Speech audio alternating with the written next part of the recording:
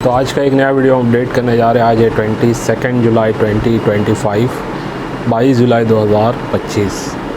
और वीडियो में मैं आज आपको मेरे पास आए हुए 3 पार्सल इनको अनबॉक्स करके दिखाने वाला हूँ। 2 पार्सल, ये वाले पार्सल की मेरी बात हुई थी, लेकिन मैंने जो एक्सपेक्ट किया था थोड़ा बहुत कॉइन वो भेजेंगे, लेकिन उन्होंने भी कुछ ज़्यादा ही कॉइन भेजे हैं।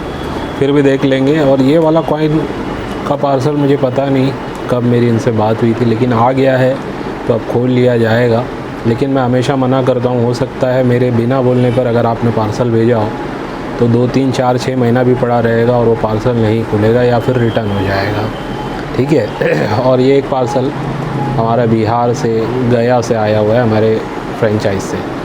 तो चलिए देखते हैं किस टाइप के कॉइन्स है इनमें। ठीक है। और हमारे ऐप को हम कहेंगे, अगर आपने डाउनलोड नहीं किया है तो orbit coin apps free of cost Google play store पर अवेलेबल है। इसे डाउनलोड कीजिए और इसमें भी काफ़ी सारे सिक्कों और नोटों की जानकारी विद प्राइसिंग आपको जानने मिलती है। और हमारा PDF भी वहाँ पे अवेलेबल है जो लायन वैरायटी का है। तो चलिए आगे बढ़ते हैं। मैं इसको अनबॉक्स करने लगा हूँ। पहले इसी को खोलता हूँ। ये आया कहाँ से मैं पीछे देख लेता हूँ। इस पर नाम है मेरे ख्याल से अभी सिंह। ठीक है। इनका नंबर है यहाँ पे पीछे लिखा हुआ है। और ये मोरबी गुजरात से हैं। ठीक है। ये मोरबी गुजरात से हैं। तो मैं ऐसे छुपा के थोड़ा सा दिखा रहा हूँ आपको। ये इनका पूरा एड्रेस यहाँ पे पीछे लिखा हुआ है। तो इनसे पता नहीं मेरी बात हुई थी नहीं हुई थी। अब मैं बाय पोस्ट आया हुआ है, ये पार्सल खोलने लगा हूँ। आप लोगों के पास भी अगर अच्छे सिक्के हैं तो आप हमें बता सकते हैं। आने की ज़रूरत नहीं है, अगर समझ में आएगा तो आप हमें पार्सल भेजिएगा। उसके बाद फिर हम चेक करेंगे, अगर वो सिक्के बिकने लायक होंगे तो बता देंगे। अभी बिक सकते हैं तो भी बता देंगे, फ्यूचर अगर उसका है तो भी बता देंगे। अदरवाइज़ आपको वो सिक्के रिटर्न हो जाएंगे, लेकिन ज़्यादा सिक्के मत भेजिएगा, खास करके बिना बोले। इसमें एक चिट्ठी भी है, इन्होंने भेजी है। मेरे ख्याल से कॉइन्स की डिटेल ही होगी यहाँ पे। और इस टाइप से इन्होंने, इनका नंबर भी है, तो मैं नंबर फ़िलहाल इनका हटा देता हूँ। ये देखिए, ये सब इन्होंने 1 रुपीज़ 2 रुपीज़ के सिक्के भेजे हैं। ईयर के साथ इन्होंने ऐसे लिखा हुआ है, जैसे ये 50 पैसे का सिक्का है। ठीक है। तो ये 1 रुपीज़ का कॉइन है, 2015 का नोएडा मिंट का, सॉरी 2 रुपीज़ का। ये भी 2 रुपीज़ का, देखिए 2006 का क्रॉस वाला कॉइन। फिर 2004 का बाली वाला कॉइन। तो इससे ही समझ में आ रहा है कि इनको कोई ख़ास जानकारी कलेक्शन की नहीं है। ठीक है। ये इतने कॉइन देख के ही समझ में आ जाता है। अब इन्होंने बस कलेक्शन किया है, उसको ईयर और मिंट के हिसाब से डिफ़ाइन करके स्लीव्स में डाल दिया है और सोचा है शायद इसमें कुछ बिकने लायक होगा तो हम बता देंगे। तो देखिए, ये जो थंब लाइन वैरायटी होती है ना, ये हैदराबाद मिंट में चाहिए ज़रूर, लेकिन ये 2007 में होना चाहिए। आपका ये 2008 का है। अगर 7 का होता तो मैं कुछ ना कुछ अमाउंट दे के आपसे ख़रीद लेता, 200, 500 जो भी। ठीक है। तो ऐसे सिक्के हैं। फिर उसमें कुछ मैंने अपनी लायन वैरायटी की बुक में म्यूल टाइप के सिक्के भी 2 रुपीज़ के दिखाए हैं। वो 2009 हैदराबाद का मैंने एक वीडियो भी डाला था। ठीक है। फिर इसमें भी 2003 में एक म्यूल वैरायटी आता है। वैसे 2004 का भी स्कार कैटेगरी का है, रेयर नहीं है, कलेक्ट करके रख सकते हैं, लेकिन मैं इसको मंगवाया नहीं हूँ। तो ये इनका एक पहले खुला है, तो इसको मैं पहले रख देता हूँ। इसमें कोई मेरे काम का सिक्का नहीं है, तो इसीलिए बिना बोले मत भेजिए पार्सल। अक्सर ज़्यादातर सिक्के कॉमन टाइप के या स्कार में लो कंडीशन के होते हैं, जो हमारे कोई ख़ास काम के नहीं होते। आप उन्हें चाहे तो रख सकते हैं, फ्यूचर में आपके कुछ सिक्के काम आ सकते हैं उसको सही से, अगर आप एल्बम वगैरह बनाओगे, ईयर वाइज वगैरह वगैरह। अब देखिए, ये शायद 2 रुपीज़ के हैं। इसमें मॉस्को मिंट लायन वैरायटी अगर मिलता है तो रेयर है, ये वाला लायन वैरायटी नहीं माना जाएगा। ठीक है। इसमें आपको पता है कि F लायन आता है, जो कि एक रेयर लायन वैरायटी होती है। अब ये 2 रुपीज़ का भी बड़ा वाला सिक्का इन्होंने भेज दिया है। फिर ये मेरे ख्याल से रेडिड एज वैरायटी देखी है इन्होंने, या पता नहीं, 1998 में फैट लायन देखा होगा, जबकि मैं 99 में मांगता हूँ। ये 94 का सिक्का है, हैदराबाद का है। नोएडा का होगा तो मैं ख़रीदूँगा। डॉट होना चाहिए ईयर के नीचे, स्टार या डायमंड नहीं होना चाहिए। और 2004 में अगर स्टार है तो इस कंडीशन में भी मैं ख़रीदूँगा। ठीक है, वैसे ये स्कार कैटेगरी का है, बॉम्बे का, आप रख सकते हैं। ठीक है, मॉस्को मिंट फिर से देखिए नॉर्मल लायन है, और मेरे ख्याल से लायन वैरायटी के लिए इन्होंने ये वाला भेजा हुआ है। 1996 नोएडा स्कार कैटेगरी है, बी लायन है। ए लायन होता तो थोड़ा सा और अच्छा माना जाता। ठीक है, चलो इनको लायन की पहचान है, इन्होंने बी लिखा हुआ है, ये भी बी है। और ईयर कौन सा है देखिए 1995, ये भी नोएडा ही है या फिर बॉम्बे होगा। ठीक है, बॉम्बे में भी ए होगा तो अच्छा माना जाएगा, ख़ास करके 94 में। ये देखिए ये इन्होंने लिखा है ई लायन। ठीक है, जबकि ये मुझे ई लायन नहीं लग रहा है, फिर भी मैं इसको चेक करूँगा। ई लायन अगर वल्लभ पटेल, सरदार वल्लभ पटेल जी के सिक्के में मिलता है तो वो कहीं ना कहीं एक रेयर होता है। तो ये लायन वैरायटी के भी सिक्के इन्होंने जो अलग अलग किए हैं, इनमें रेयर टाइप, हाँ ये वाला होता है, ये डी लायन है ये। ठीक है, चलिए देखते हैं। ये भी सरदार वल्लभ पटेल जी का बॉम्बे मिंट का कॉइन है, और ये इन्होंने इस पर बी लिखा हुआ है। ठीक है, ऐसे कुछ सिक्के इन्होंने भाई साहब ने भेजे हुए हैं। 96 में फिर से देखिए ये बी लायन है, स्कार कैटेगरी ज़रूर है लेकिन रेयर नहीं माना जाएगा। तो ऐसे सिक्के बिना मेरे परमिशन के मत भेजिए। 98 बॉम्बे मिंट फैट लायन नहीं बोलता हूँ मैं इस कंडीशन में कलेक्ट करने के लिए या मुझे भेजने के लिए। ये भी बॉम्बे मिंट है, अगर ये वही फिर से कहूँगा स्टार होता है हैदराबाद मिंट का तो मैं इस कंडीशन में भी ले लेता। ठीक है, फिर 1996। तो बहरहाल जो 2 रुपीज़ के नेशनल इंटीग्रेशन के क्लिप कटिंग एरर है। ठीक है, किस में है, संत तुकाराम में, तो इस वजह से इसकी वैल्यूएशन कहीं ना कहीं बढ़ जाती है, यानी 200-500 रुपया हो जाती है। ठीक है, कंडीशन के हिसाब से मैं बता रहा हूँ, अगर यूएनसी होता तो शायद और भी ज़्यादा कीमत मिल सकती थी। तो ऐसे सिक्के बिना हमारे से पूछे प्लीज़ मत भेजिए। मैंने काफ़ी बार बोला है, अनबॉक्सिंग में इसलिए जल्दी करता नहीं हूँ। ठीक है, उसमें ज़्यादातर इस टाइप के सिक्के ही हमें देखने मिलते हैं। तो चलिए इसमें भी सिर्फ ये सरदार वल्लभ पटेल जी का ये थोड़ा सा मैं अलग रखूँगा, और ये क्लिप कटिंग एरर, बाकी के सिक्के मैं इसमें फिर से रख देता हूँ। सिक्कों में अगर कोई लोग फुल टाइम काम करना चाहते हैं तो देखिए इसमें भी बहुत मेहनत है। ऐसे ही आपको कोई भी सिक्का पुराना रखा हुआ ढूंढोगे, बहुत सारा भी ढूंढोगे तो ज़रूरी नहीं कुछ मिल जाए। ठीक है, हाँ, लेकिन आप अगर थोड़ा सा टेक्निकल तरीके से जानकारी जुटा के अगर काम करते हैं तो कुछ ना कुछ आपको वैल्यूएशन के सिक्के मिल सकते हैं। ठीक है, उसके बाद जो काम के नहीं है उसको फिर आप एक कॉपर निकल के है तो वज़न में भी आप उसको बेच सकते हैं, तो वहाँ पे भी आपको कुछ ना कुछ फ़ायदा मिल सकता है। ठीक है, लेकिन फिर क्वांटिटी की बात आएगी, क्वांटिटी आपको उतनी मिलनी चाहिए। अभी एक पर्सन को मैं जानता हूँ, मुंबई में ही है, पनवेल में रहते हैं। फ़िलहाल उन्होंने जो तरीके से काम स्टार्ट किया है वो मुझे काफ़ी अच्छा लगा, उनका काम करने का तरीका। फुल टाइम कर रहे हैं वो कहीं ना कहीं, हालांकि एज भी उनकी काफ़ी है, मेरे ख्याल से 60 प्लस ही एज है उनकी। लेकिन फिर भी वो क्या करते हैं, जो 5 रुपये वाला मैंने अभी जो दिखाया 9 ग्राम का सिक्का, वो पान शॉप से 5 रुपया शायद 25 पैसे में ख़रीदते हैं उससे। ठीक है, और वज़न पे जब सेल आउट होता है तो जाहिर सी बात है उनको भी कुछ 50 पैसे का 40 पैसे का उस पर प्रॉफिट होता है एक सिक्के के पीछे। लेकिन वो कलेक्शन करते हैं हफ्ते भर में, समझ लीजिए इतना कि उनका, वो बता रहे थे कि लगभग 500-1000 रुपया 2000 रुपया उस पर बन सकता है।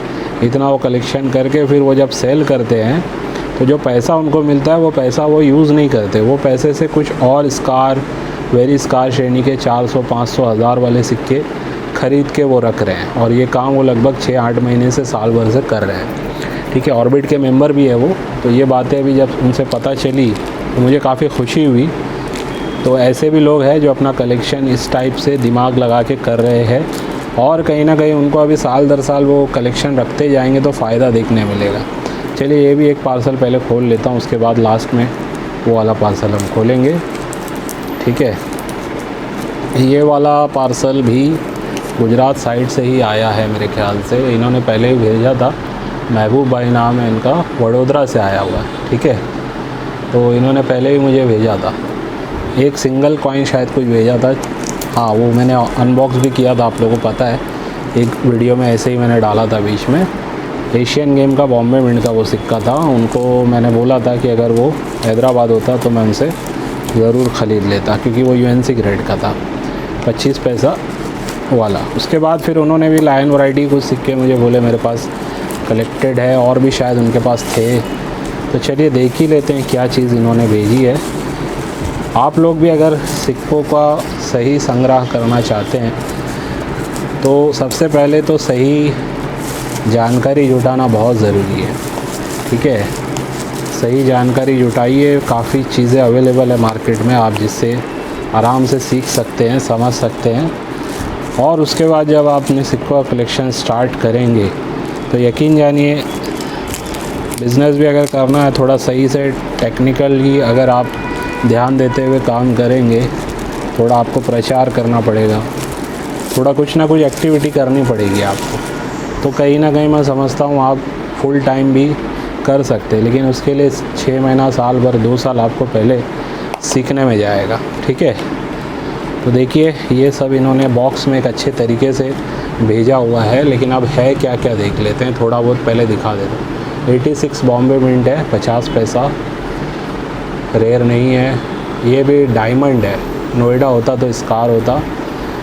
ये देखिए डांडी मार्च का इन्होंने म्यूल भेजा है, पोर्ट्रेट साइड। तो ऐसे कुछ सिक्के जो आम चलन में मिलते हैं ना लोगों को, लोग इस टाइप से फिर जमा करते हैं। ये एज वैरायटी वाला है, ठीक है। ये एक्स्ट्रा मेटल है, इसमें 2007 का 2 रुपीज़, 2014 का है। ये बॉम्बे मिंट है, नोएडा होता तो कहीं ना कहीं ये अच्छा माना जाता है, रेयर टाइप का, मतलब वेरी स्कार आप पकड़ सकते हैं। ये सब म्यूल लायन साइड, तो जानकारी बेसिक है इनको, ठीक है। 2007 नोएडा इन्होंने रखा है ये। अब इसमें मेरे ख्याल से एक फैट लायन वाला आता है, ठीक है। 1994 अगर ये नोएडा मिंट है तो ये मैं बाय कर सकता हूँ 5 रुपीज़ का, ये आप देख सकते हैं। और मैं थोड़ा सा जूम करने की कोशिश करता हूँ, 3 से भी ज़्यादा, 3.5x में मैं जा चुका हूँ। ये देखिए 1994 का ये कॉइन,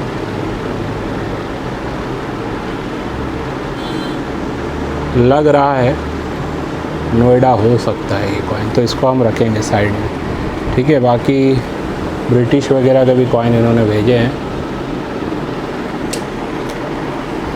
ये लायन वैरायटी इन्होंने भेजा है, तो क्या ये सही है? और सन कौन सा है? 2002।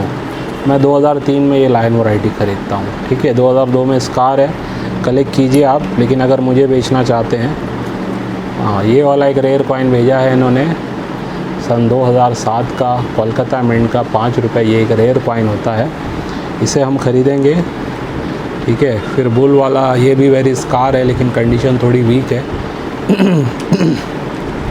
कंडीशन अच्छी होती तो मैं ज़रूर इनको बोलता। और 1994 ये प्लेन एज का दिख रहा है, लेकिन मुझे रिसेंटली जो जानकारी पता चली है ना, वो ये है कि प्लेन एज सिर्फ नोएडा में नहीं आता है, बॉम्बे में भी कुछ सिक्के प्लेन एज के छपे हुए हैं, तो थोड़ा सा ध्यान देने वाली बात है।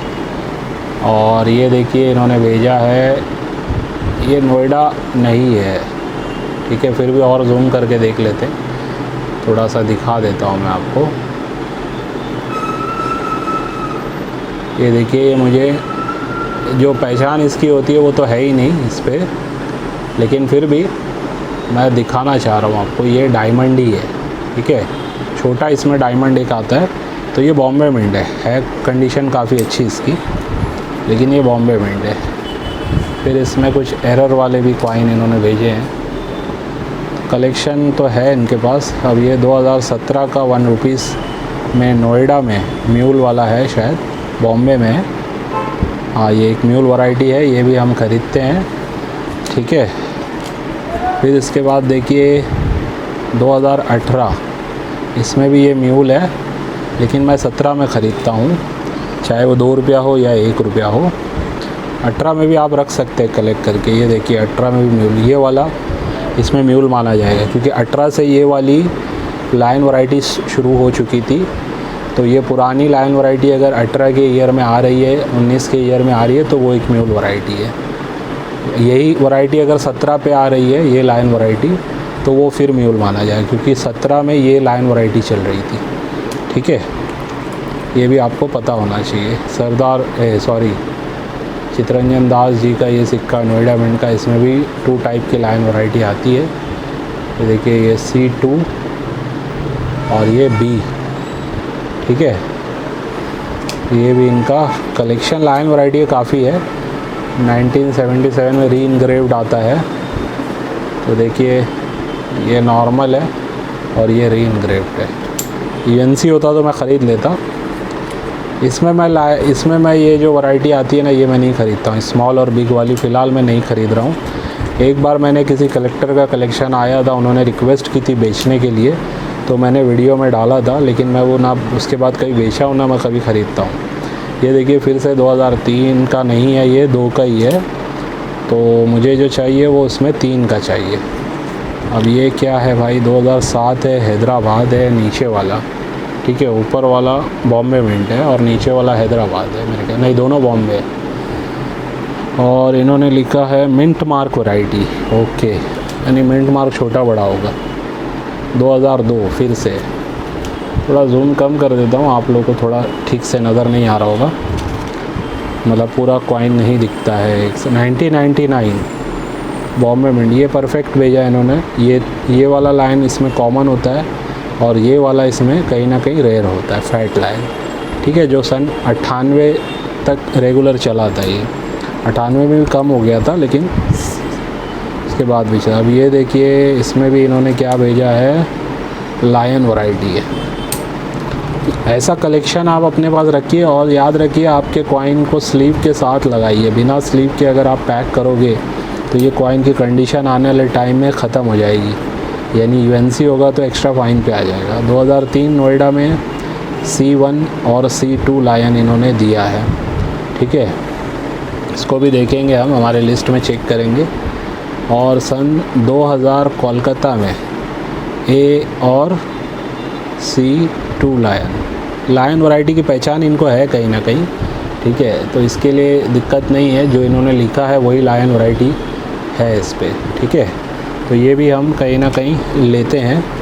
इसके बाद और कौन सा है, भोलू द गार्ड, इसमें भी लायन वैरायटी है C2 और C1। तो इस टाइप से कलेक्शन है। ये देखिए फैट लायन वैरायटी है 2007 में। ठीक है, ये भी कहीं ना कहीं एक रेयर वैरायटी मानी गई है। ठीक है, और देखते जाएंगे हम। फिर से 2007, इसमें मिंट मार्क वैरायटी है। तो ऐसे भी कलेक्टर लोग हैं जो मिंट मार्क वैरायटी का भी कलेक्शन करके रखते हैं। ये देखिए लायन वैरायटी है। तो काफ़ी कुछ लायन वैरायटी आज हमें इस पार्सल में देखने मिली है। ये 1992 के कॉइन है और ये रहा A लायन और ये रहा B लायन। ठीक है, तो ये भी इसमें है A और B, लेकिन अच्छा ये एग्री एक्सपो में भी आता है। ये रहा, ये एक्चुअली A लायन है, B नहीं है। ठीक है, और ये वाला B है। ये वाला कहीं ना कहीं थोड़ा रेयर है, ये कॉमन है, रेगुलर है यानी कि, और C वाला भी रेयर होता है इसमें। ठीक है, 3 टाइप के लायन वैरायटी आते हैं बॉम्बे मिंट से। वाटर फॉर लाइफ में भी देखिए ये A लायन दिया है इन्होंने और ये B लायन दिया है। तो कहीं ना कहीं आगे चल के हम स्मारक सिक्कों का भी लायन वैरायटी का पूरा PDF रेडी करेंगे, तो उसमें ये सभी जो अच्छे रेयर सिक्के हैं बिकने लायक, उनकी जानकारी आपको मिलेगी। तो ये इनका पार्सल था। अब इसे भी रखते हैं। इसमें कुछ सिक्के मैं ले सकता हूँ, ऐसे सिक्के इन्होंने भेजे हैं, जैसे मैंने बताया कुछ लायन वैरायटी के भी और ये रेयर वाले सिक्के भी। ठीक है, तो चलिए रखते हैं इन्हें। अब दूसरा वाला लास्ट पार्सल भी खोल लेते हैं। बुक्स का थोड़ी घाई मत करना, जिन्होंने मुझे एडवांस दिया है उनको कहीं ना कहीं देखने मिल रहा होगा, कोई डीलर के पास बुक आ चुकी है। कुछ यूट्यूबर्स भी आपको शायद बुक दिखाते हुए नज़र आ जाएंगे। तो वो डिपेंड करता है किसका पार्सल पहले निकला है, वहाँ से उसको पहले पहुँचेगा। ये नहीं है कि मतलब आपको लेट हो रहा है आपके लिए, तो ऐसा कुछ नहीं है। हमें भी जैसे मिल जाएगा यहाँ से डिस्पैच होना स्टार्ट होगा। तो मैंने वैसे ही बोला हुआ है मंथ के एंड तक आपको थोड़ा सा इंतज़ार करना है, यानी जुलाई के मंथ के एंड तक कहीं ना कहीं मिल जाएगी। मेरा एक कॉपी मैंने अभी यहीं मुंबई के एक डीलर से मंगाया है, ताकि आप लोगों को वीडियो बना के थोड़ा बहुत मैं दिखा सकूं, ठीक है। और बाकी जो डिस्पैच होने वाला है, यानी जो लोगों को जाएगा, वो आने में 3-4 दिन 5 दिन मेरे पास आने में लग जाएगा, ठीक है। तो बुक्स भी ये मंथ एंड में सबको डिस्पैच होना स्टार्ट होगी। तो ये था दूसरा पार्सल। अब लास्ट पार्सल है, इसको भी ओपन कर लेते हैं, देखते हैं इसमें किस टाइप के सिक्के हमें भेजे गए हैं। तो आपको कलेक्शन करना है, सिक्के ख़रीदने बेचने हैं, तो याद रखिए सही गाइडलाइंस पे चलिए, ठीक है। काफ़ी कुछ है इसमें जो आप कर सकते हैं। काफ़ी लोगों ने हमसे भी सीख के किया है, यूट्यूब चैनल पे भी लोगों ने काफ़ी अच्छा काम किया है, यानी कि बाइंग सेलिंग का फुल टाइम में काम किया है। हमारे प्लेटफॉर्म में बहुत लोग ऐसे प्रमोट किया जिनकी आज कहीं ना कहीं साइड बिज़नेस या फुल टाइम भी ये काम कर रहे हैं। ऐसे लोग भी हमारे थ्रू आगे बढ़े हैं, ठीक है। उनकी अपनी भी मेहनत है उसमें, हमने उनको गाइड किया, लेकिन सबकी अपनी अपनी मेहनत होती है।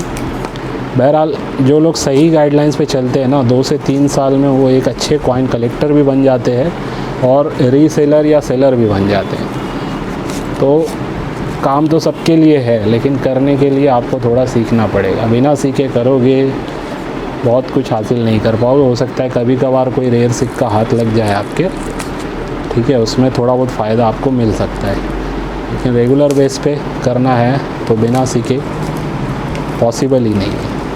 इसके लिए हमारी मेंबरशिप भी होती है, जिसमें आपको एजुकेट किया जाता है, बुक्स भी मिलती है, बुक्स की PDF भी मिलती है, जिससे आपको जानकारी बहुत कुछ हो जाती है।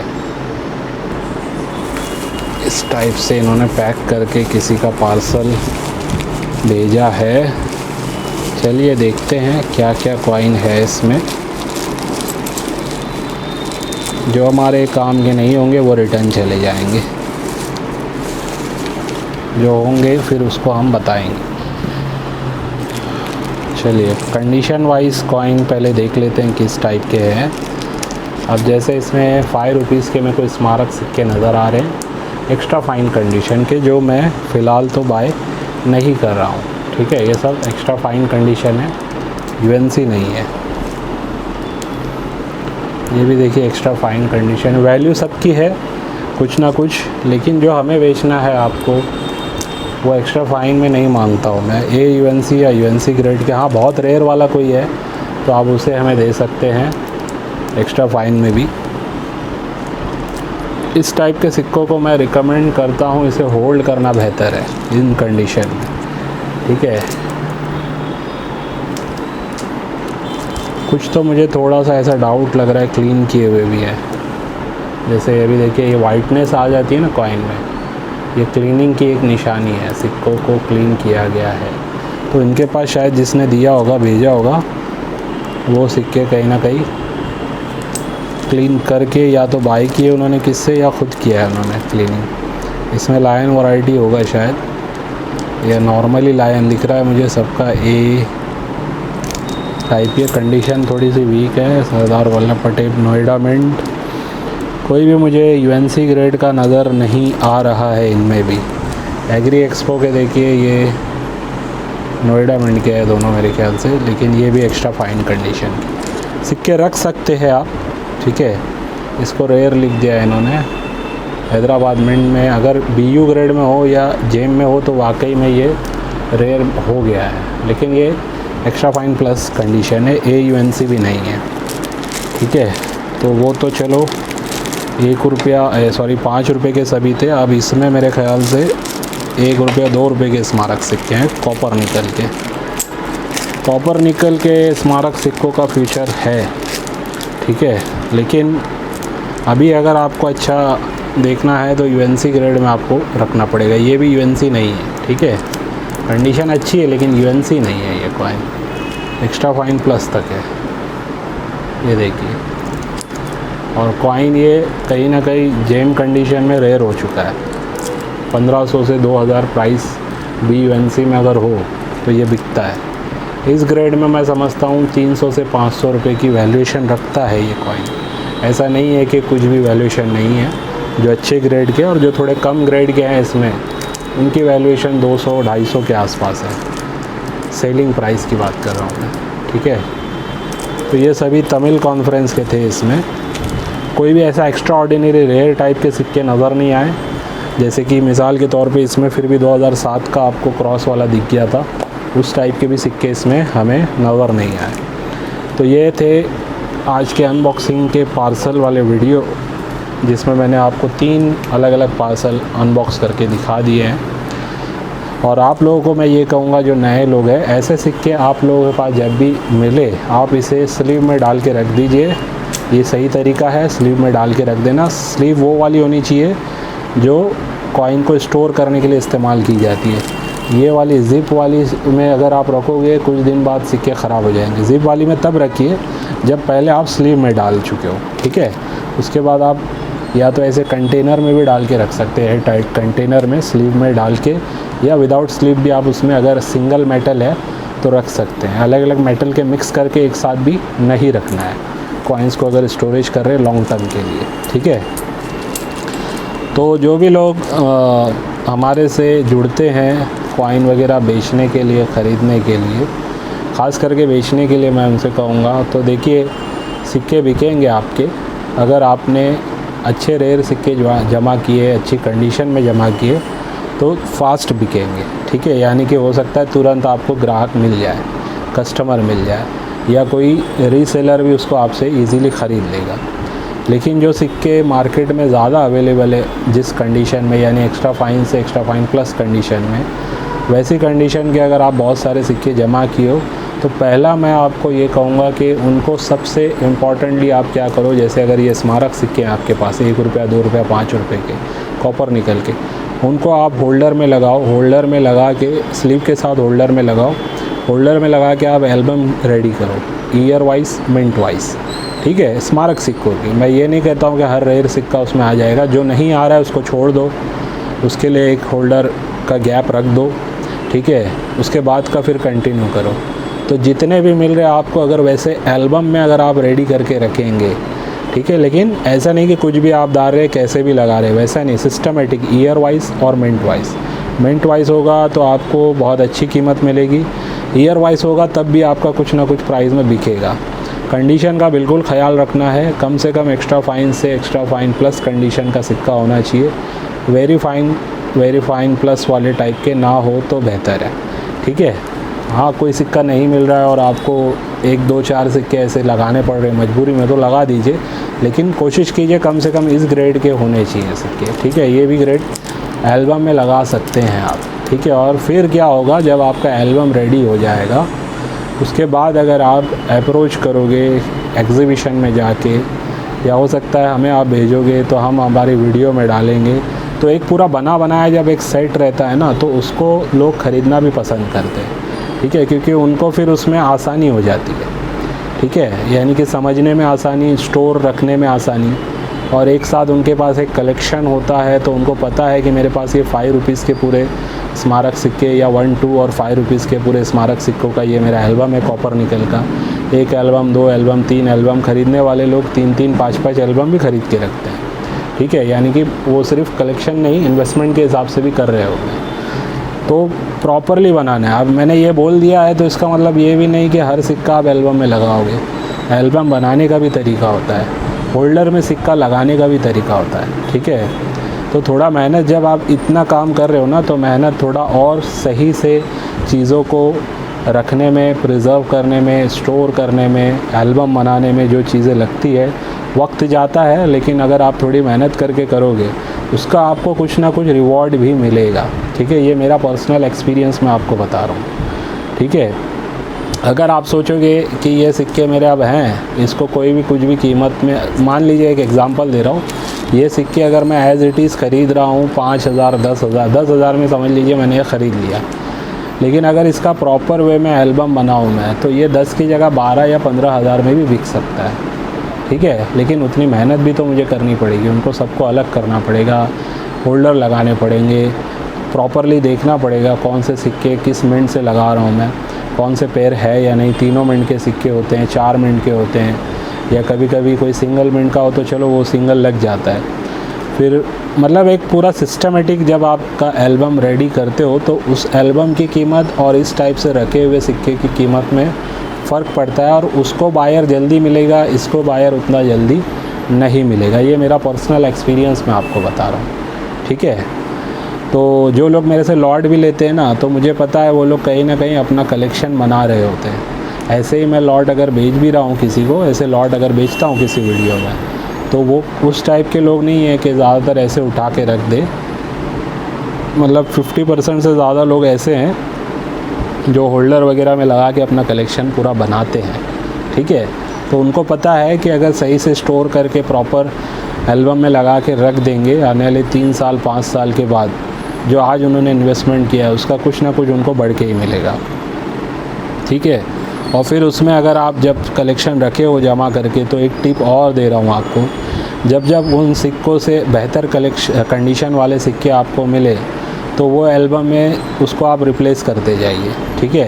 यानी मान लीजिए अगर आपको ये हैदराबाद मिंट का सिक्का अभी फ़िलहाल इस कंडीशन में मिला है, ये एल्बम में लगा हुआ है, अब इससे बेहतर कंडीशन में अगर आपको मिल गया तो आप चाहे तो वो दोनों को लगा दें या इसको निकाल के उसको लगा दें। तो जितने बेहतर कंडीशन के सिक्के आपके एल्बम में होंगे उतना हायर चांस है कि उसको बायर एक अच्छी कीमत में आपसे ख़रीदेगा, ठीक है। तो फिर से कह दूं कि जो भी बुक्स वगैरह है थोड़ा सा होल्ड कीजिएगा। बहुत लोग मैसेज कर रहे हैं सर बुक आ गई, आप भेजिए, हमारा पार्सल निकलवाइए। तो भाई मेरे पास ही नहीं आई है बुक, ठीक है, मेरे हाथ में अभी तक नहीं आई है। डिस्पैच हो चुकी है वहाँ से, ठीक है, वो डीलर के हाथ में लगेगी आजकल में, फिर वो मुझे भेजेंगे तो 2-4-5 दिन में मेरे पास आ जाएगा। जिस दिन आएगा उसी दिन मैं वीडियो बना दूँगा आप लोगों के लिए कि भाई ये शॉर्ट वाले वीडियो डाल दूँ कि बुक्स आ गई है, अब आपको डिस्पैच हो रही है। क्योंकि आपको मुझे लाइन वैरायटी के साथ भी देना है। जो 1000 में जिन्होंने बुकिंग किया है उनको मैं बता रहा हूँ कि ये मेरी लाइन वैरायटी की बुक भी उनको मिलने वाली है 1 to 5 रुपीज़ की, ठीक है। ये वैसे 250 रुपये में है, लेकिन आपको 1000 में दोनों चीज़ में दे रहा हूँ। यानी अगर आप काउंट करोगे तो वो आपको एल्बम, वो जो बुक है साईनाथ रेड्डप्पा जी की, मैं वैसे अगर इसके साथ अगर ले रहे हैं आप तो 750 में वो दे रहा हूँ, और 250 की ये है, और दोनों का आपको शिपिंग भी नहीं देना है, उसी में शिपिंग भी हो जा रहा है आपका, ठीक है। तो थोड़ा इत्मीनान रखने से ये फ़ायदा आपको होगा। तो चलिए आज की वीडियो को बस यहीं पे एंड करता हूँ, इस उम्मीद से आज के वीडियो से भी आपको कुछ ना कुछ सीखने समझने मिला होगा। बाय।